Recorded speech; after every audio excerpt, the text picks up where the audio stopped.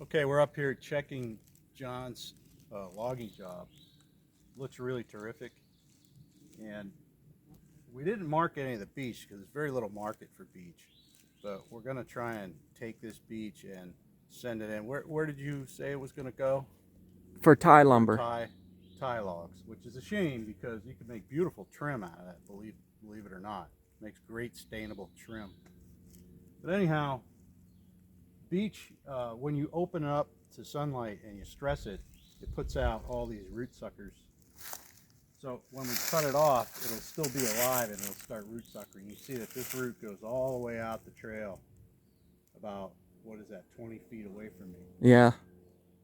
And the deer, when they're really hungry, they'll eat the terminals off in the wintertime. If there's snow on the ground, looks like they ate the terminals. But they got to be hungry to eat beech. It's just not very palatable. So the way to take care of this, you cut it down and then treat the stump. You could put straight glyphosate all around the cambium layer, and that'll work its way out, especially if you do it in the fall. It'll work its way into the roots and kill all these root suckers. And then the ones that stay alive, it doesn't reach or whatever, you can just hit them with a backpack sprayer. So we'll go up here and I'll show you what it turns into when it really goes nuts.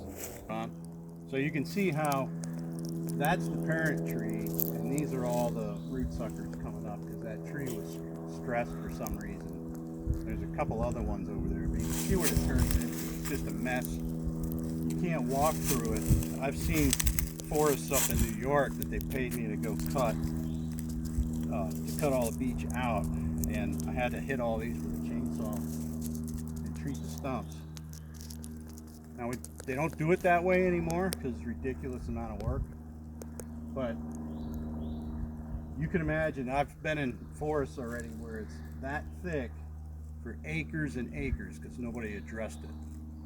So right now you could hack and squirt that tree in August or September, and that herbicide will go down through and kill all that. All of this would be dead. So it's not doing you any good for deer or timber, so you might as well get rid of it. And look what we have here. Nice oak tree trying to get started. Over here is a couple of maple trees trying to get started. That's what we want. Beech isn't really going to do you any good. So just get rid of it. So Garlon 4 Ultra with diesel fuel. Glyphosate, you want to put it on as straight as you can right out of the bottle, and works good. It works just fine. And it used to be the cheap way to go, but I don't think so anymore. I think triclopyr is probably like a Polaris product. It's going to be better. Hack and squirt.